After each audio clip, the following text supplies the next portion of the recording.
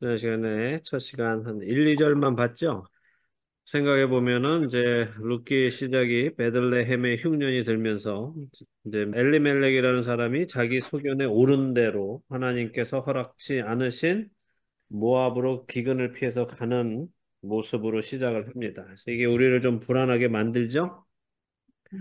그러나 아브라함 때 흉년이 들었을 때, 또 이삭의 때 흉년이 들었을 때, 야곱에게 흉년이 들었을 때 아브라함은 자기 마음대로 애굽에 갔고 이삭은 자기 마음대로 애굽을 가려고 했는데 하나님께서 막으셔서 그랄에 거주했고 야곱은 두려워서 안 간다 하는 것을 하나님께서 애굽으로 가라고 하셔서 갔죠. 그래서 흉년이 왔을 때 그들이 자기 의견이었던 의견이 아니었던 떠나기는 합니다. 근데 그 결과는 모두 다 좋았다는 거예요. 그러니까 어, 하나님의 징계, 그러니까 기근이 오는 것은 하나님의 레슨이라고 우리가 볼 수 있는 거죠. 그래서 하나님의 징계는 우리의 멸망을 위함이 아니라 우리의 구원을 위해서, 우리를 사랑하셔서 돌이키게 하시고 더 장성하게 하시기 위해서 하시는 것을 우리가 믿으면은 우리 삶 속에 일어나는 어려운 일을 겪을 때도 우리가 무엇을 기대해야 할지를 알 수 있을 겁니다. 자, 이런 이유로 우리가 이 엘리멜렉이 가정을 이끌고 베들레헴을 떠나서 모압으로 가는 이야기 속에서도 희망을 또 소망을 품을 수 있는 겁니다. 죄를 짓는 것은 우리로 망가뜨리는 것, 이게 그러니까 우리가 이 죄를 짓는 것도 우리고 잘못된 결정을 하는 것도 우리고 잘못된 행동을 하는 것도 다 우리죠. 그런데 죄 사함을 하시는 분도 하나님이시고 회복하시고 구원하시는 분도 하나님이시다 하는 것을 늘 우리는 기억하기를 바랍니다. 자, 그래서 늘 하나님 안에 거하시는 여러분 되시기 바라고요. 기 아멘. 1장 3절에서 5절 먼저 나장로님이 읽어주시죠.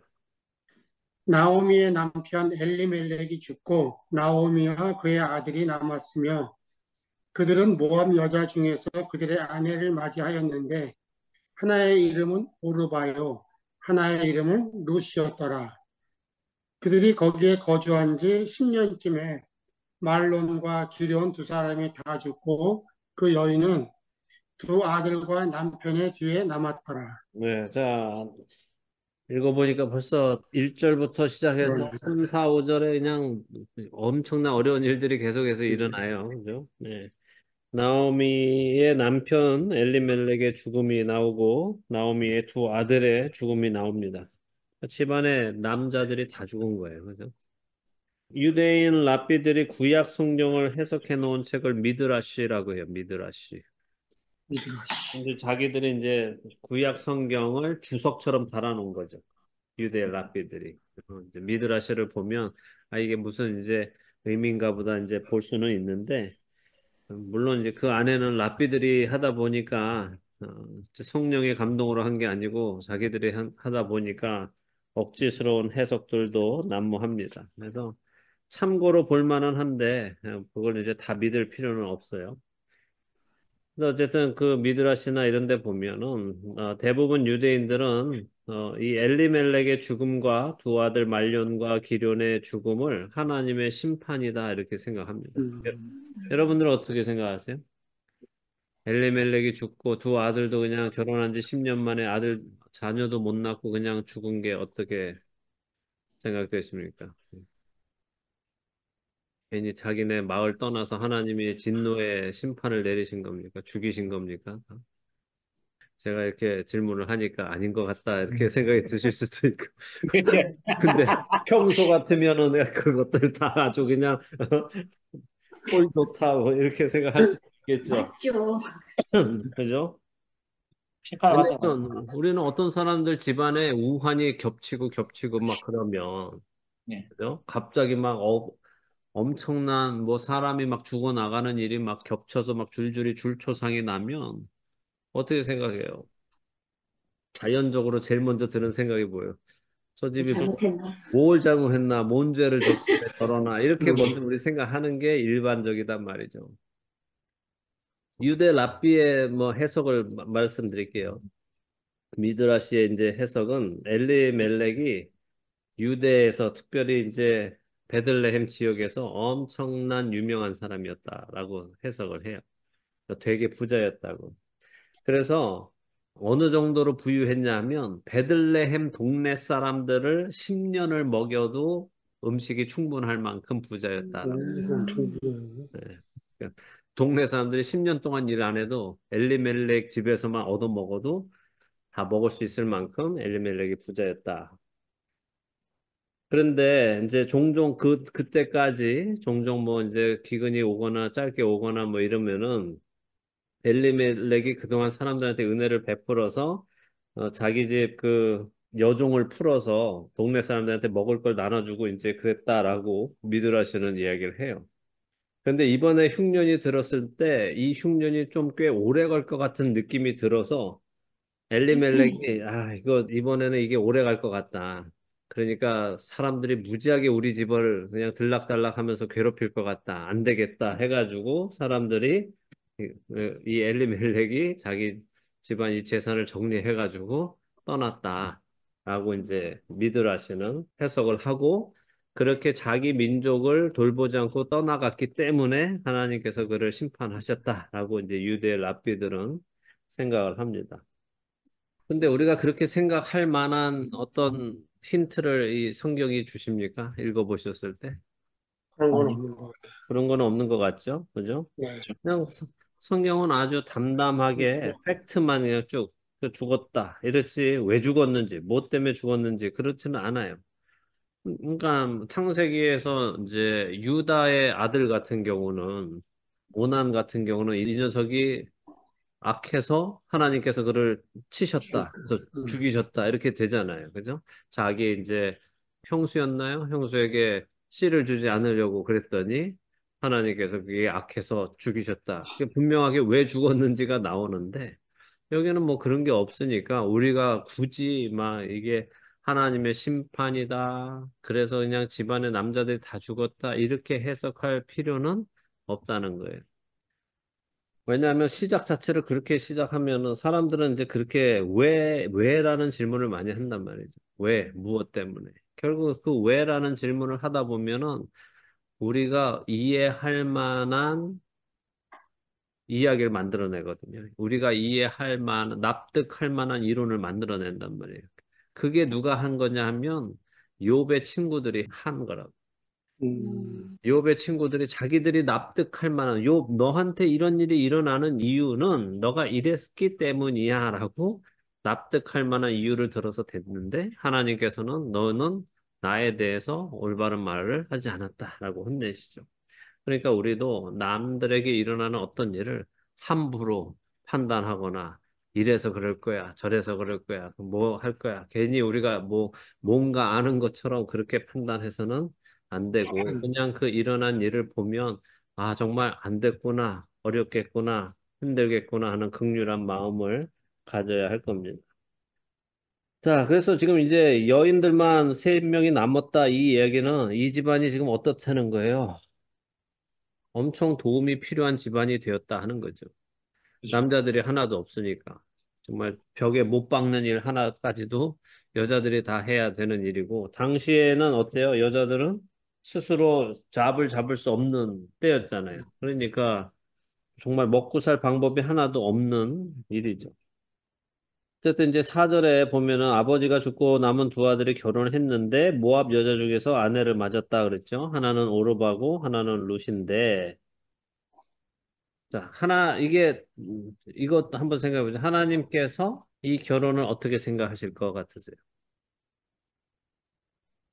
엘리멜렉의 두 아들, 말론과 기럯이 모압 여인들과 결혼한 거에 대해서.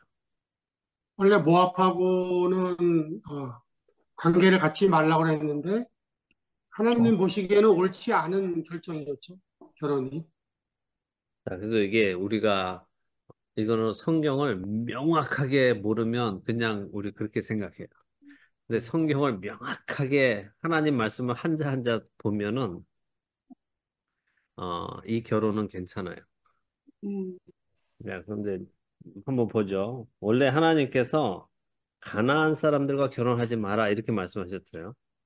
근데 신명기 7장 3절에 보면 하나님 가나안 족속들과 혼인하지 말고 내 딸을 그들의 아들에게 주지 말고 그들의 딸도 내 며느리로 삼지 마라 이렇게 하셨어요. 그러니까 우리 딸도 주면 안 되고 걔네 며느리도 데려오면 안 되고 우리 아들 그러니까 며느리 데려와도 안 되고 우리 딸을 며느리로 줘도 안 되는 거예요. 근데 우리는 가나안 족속과 하지 말라 그랬으니까 여기에 암몬과 모압도 포함될 거라고 당연히 생각하죠. 근데 유대인들은 하나님의 말씀을 볼 때 어떻게 보냐면 말씀 그대로 본단 말이에요. 문자 그대로 봐요.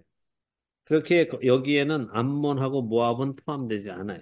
왜 음, 그런가 하면 신명기 7장 1절을 한번 보세요. 자, 내 하나님 여호와께서 너를 인도하사 네가 가서 차지할 땅으로 들이시고 내 앞에서 여러 민족 헷 족속과 기르가스 족속과 아모리 족속과 가나안 족속과 브리스 족속과 히위 족속과 여부스 족속. 그죠?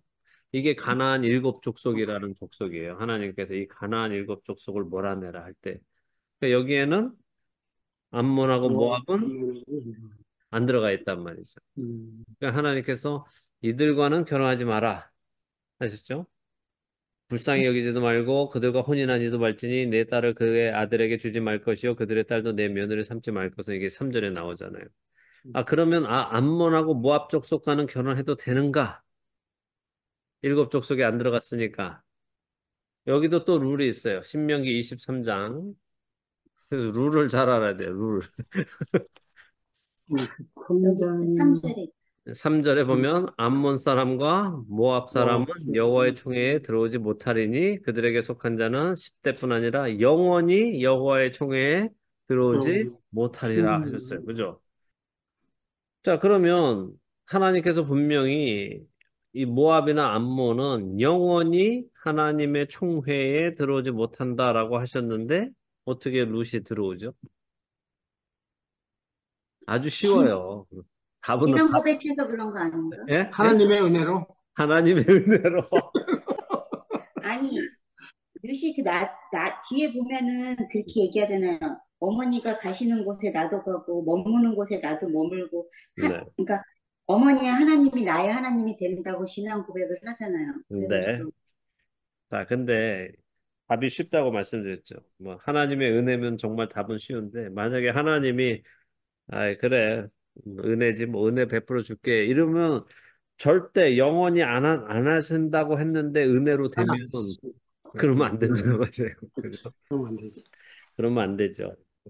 자, 이거는 결혼이 가지고 있는 원칙 때문에 그래. 결혼의 원칙이 뭐예요? 둘이 한, 남자와 여자가 하나가 되는 거. 그렇죠. 남자가 어, 그죠? 그 부모를 떠나 아내와 한 하나가 몸에, 한 되는 몸. 거죠. 그죠? 그죠? 그러면 남자가 아내에게 종속되는 거예요? 아내가 남자에게 종속되는 거예요? 아내가 남자에게 아내가 조정이 되는 그죠? 거. 자, 그러니까 내 딸이 암몬 남자와 결혼하면 내 딸이 어느 나라 사람 되는 거예요? 암만 남자, 암만 사람. 암몬 여자가 내 아들과 결혼하면 유대인 아들과 결혼하면 어느 나라 사람 되는 거예요? 유대인. 그래서 유대인. 되는 거예요. 그래서 그러니까 음, 암몬과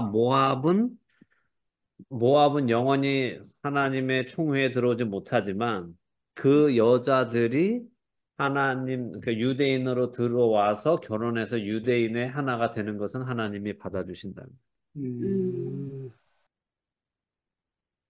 자, 그러니까 여러분들 중에 라스트 네임 안 바꾸신 분 있어요? 여자분 결혼하시고 왜 안 바꾸세요? 안 바꾸시는 이유가 있어요? 잠깐, 귀찮아요. 그걸 다 귀찮아서 법적을 바꿔야 되니까.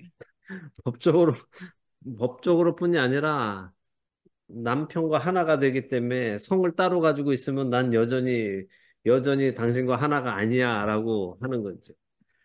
그러니까 제가 전에도 한번 말씀드렸어요. 제가 성경을 잘 몰랐을 때는 한국 사람들이 한국의 전통이 그 여성을 그렇게 존중해 준다 이렇게 생각했거든요. 왜냐하면 여자가 결혼해도 성을 안 바꿔주고 여자를 존중해 준다. 여자의 성을 지키게 해준다. 음, 근데 미국은 다 결혼하면 여자 남자 성 따르고 일본도 결혼하면 남편 성으로 바꾸거든. 일본도.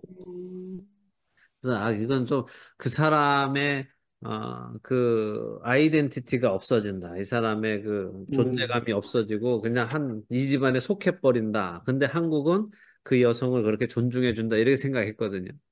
근데 성경을 보고 나니까 한국은 여자가 시집 와도 여전히 식구로 안 쳐주는 거구나. 남의 아, 식구. 너는 우리 식구가 아무리 아니야구나. 음, 그 여자와 난 아이들은 전부 다 아빠 이름을 얻지만 혼자만 그 이름을 안 쓰잖아요. 그죠? 자기 혼자만 그 라스트 네임, 패밀리 네임을 안 쓰잖아요. 우리는 이건 패밀리 네임인데. 그러니까 이게 여자를 존중해 주는 게 아니라 여자를 무시하는 그 전통이 한국 전통이구나. 이제 그걸 알게 됐어요. 어쨌든 모압 여성이 이스라엘 남성과 결혼하면 그녀는 이스라엘 여성이 되는 거예요. 유대인이 되는 것이 하나님의 관점이죠. 유대 여성이 모압 남성에게 시집가면 그거는 모압 사람이 되는 거고요.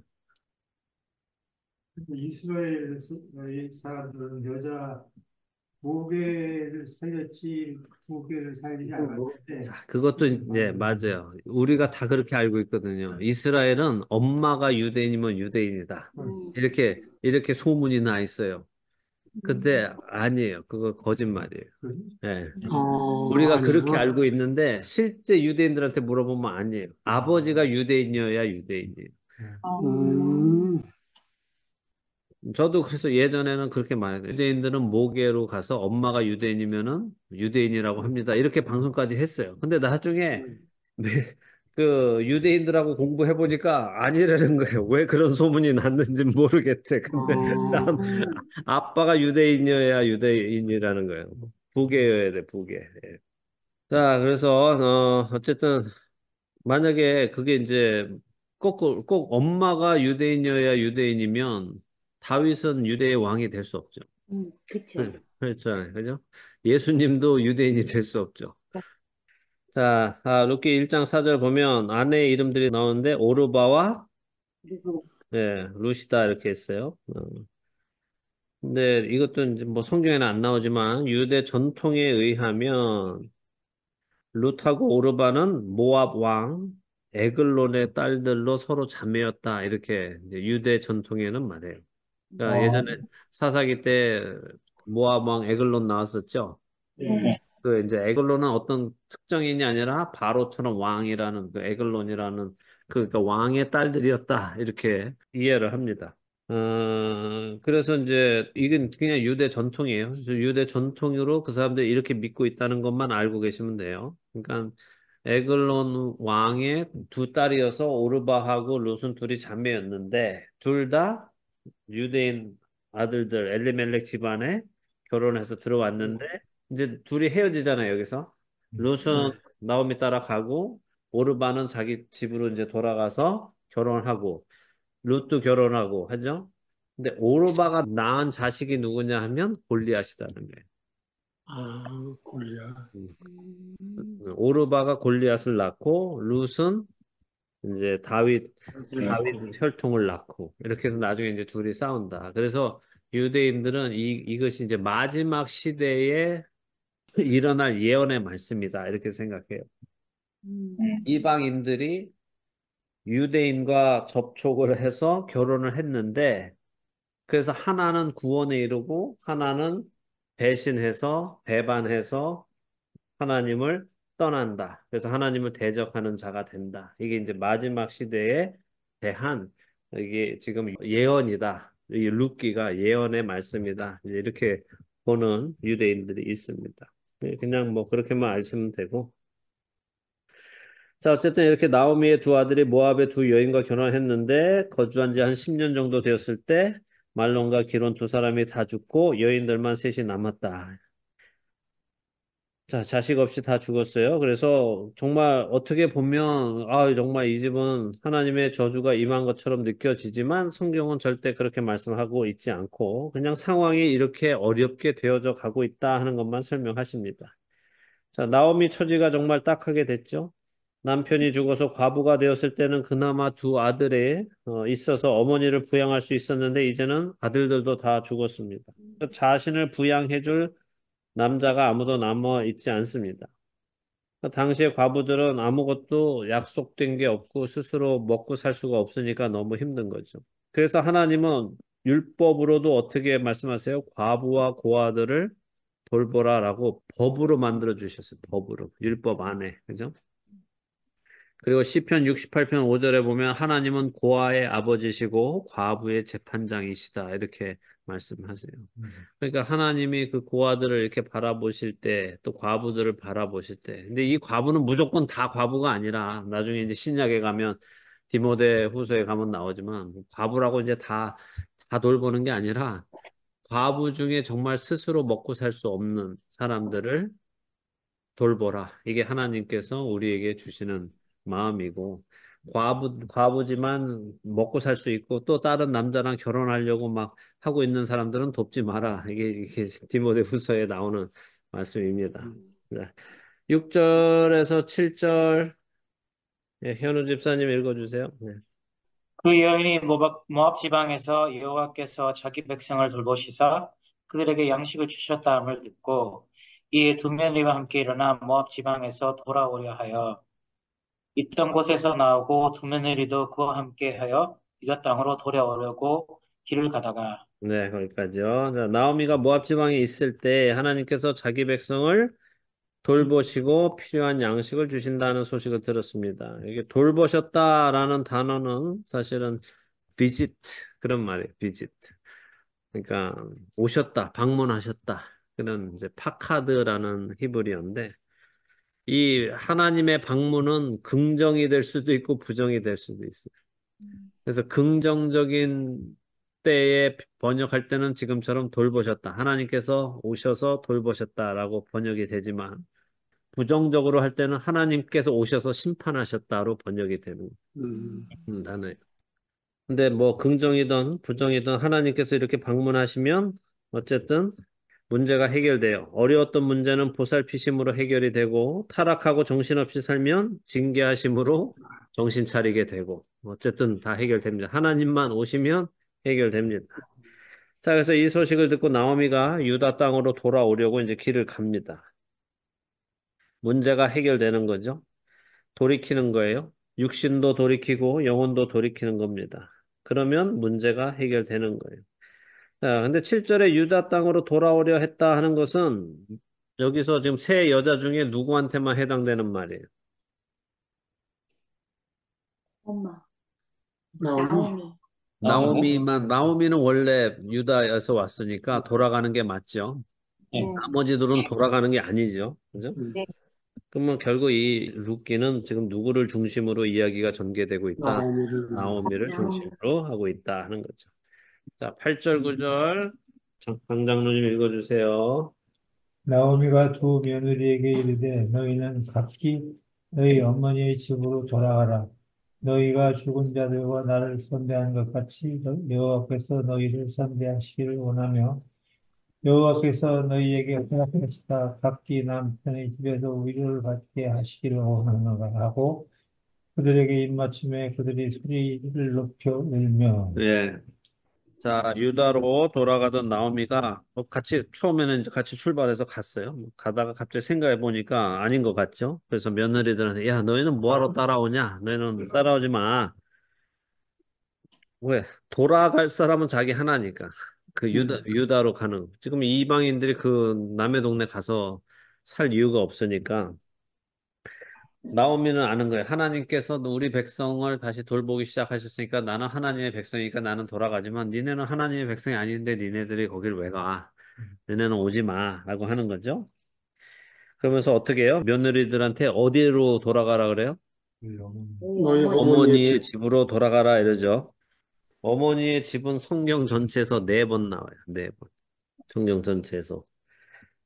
한 번은 창세기 24장에서 리브가가 아브라함의 종을 우물에서 만나죠. 그 네. 이삭의 며느리를 찾으러 온 종이 만났을 엘리야스. 때 리브가가 집에 뛰어들어갈 때 어디로 들어갔다고 써 있냐면 어머니의 집으로 들어갔다 이렇게 써 있어요. 오늘 여기가 그렇고 이제 룻기에서 어머니의 집으로 돌아가라 이렇게 말했고 나머지 두 번은 아가서에서 나와요. 아가서. 그래서 어머니의 집이 등장할 때는 무슨 의미를 담고 있느냐 하면 결혼에 관한 의미를 담고. 그래서 지금 등장하는 사람이 어머니의 집에 갔다 하는 것은 결혼할 것이다 그런 의미예요. 이 사람은 결혼할 것이다. 혹은 결혼해도 된다 하는 의미예요. 그러니까 아버지의 집하고는 달라요. 그 사람이 아버지의 집에 갔다 이러면은 아버지의 집에 종속되었다 이런 의미고 어머니의 집에 갔다 이러면은 이 사람은 이제 결혼해도 된다 혹은 결혼할 것이다 이런 의미예요. 그러니까 지금 나오미가 너 어머니 집으로 가라 이 말은 뭐예요? 결혼해라. 가서 시집 가라. 좋은 남자 만나서 시집 가라. 내가 허락해 줄게. 아버지 집으로 가라 이러면 가서 그냥 결혼하지 말고 네 아버지 집에서 평생 살아라 이 말이고 어머니 집으로 가라 이거는 가서 좋은 남자 만나서 새 생활 시작해 이런 의미예요. 자, 그러니까 지금 나오미가 그렇게 이제 말해서 재혼을 허락한다고 말하는 거죠. 근데 8절에 나오미는 며느리들이 내 아들들, 자신들의 남편들에게 선대한 것 같이 하나님께서도 선대하시기를 바란다. 이렇게 하죠. 선대한다 이런 말이 이 말의 원어는 어떤 원어일까요? 세드라고 나오는데. 네, 헤세드입니다. 네. 헤세드. 헤세드. 이거는 여러분이 정말 기억하셔야 되는 히브리 단어 중에 하나예요. 네. 헤세드. 헤세드. 이게 은혜. 은혜라는 단어예요. 은혜. 하나님의 은혜 할 때 은혜. 자, 그러면 은혜, 헤세드, 선대한다, 은혜를 베푼다 하는 이 은혜가 여러분은 뭐라고 생각하세요? 네. 은혜는 그 네. 뜻이죠. 네. 내가 가족. 받을 수 없는 존재인데 네. 받는다. 맞아요. 맞아요. 그러니까 우리는 은혜는 자격 없는 자에게 주어지는 무슨 뭐 선물 이렇게 이제 선물. 생각해요. 그죠? 근데 이 헤세드의 은혜의 제일 첫 번 조건이 뭐냐 하면 신실함이에요. 신실함. 신실함. 신실함. 뭐에 대한 신실함이냐면 약속에 대한 신실함이죠. 그러니까 그냥 헤세드는 자격 없는 사람한테 그냥 뭔가를 더 주는 정도가 아니라 그 전에 먼저 조건이 있는데 뭐냐 하면 그 사람한테 신실하게 대하는 거예요. 항상 언제나 신실하게 대해 오는 게 먼저 조건이에요. 그러니까 특별히 이제 약속에 대한 신실함이라고 말씀드렸죠. 그러면 여기 보세요. 이 두 며느리가 결혼할 때 뭘 했겠어요? 약속했겠죠. 뭐 검은 머리 팥뿌리가 뭐 좋을 때나 나쁠 때나 건강할 때나 뭐 할 때나 약속했겠죠. 그래서 이 두 며느리는 남편들한테 첫째 신실했다는 거예요. 음. 지금 나오미가 너희가 죽은 자들과 나를 선대한 것 같이 했잖아요. 그러니까 너희 남편들한테 신실했고 나한테도 신실했다 이 얘기를 하는 거예요. 헤세드의 두 번째 의미는 긍휼함이에요. 자, 긍휼은 누가 누구한테 해주는 거예요? 그 많이 그렇죠. 많이 가진 자가 아무것도 없는 없는 자는 자에게 베푸는 게 긍휼함이죠. 그죠?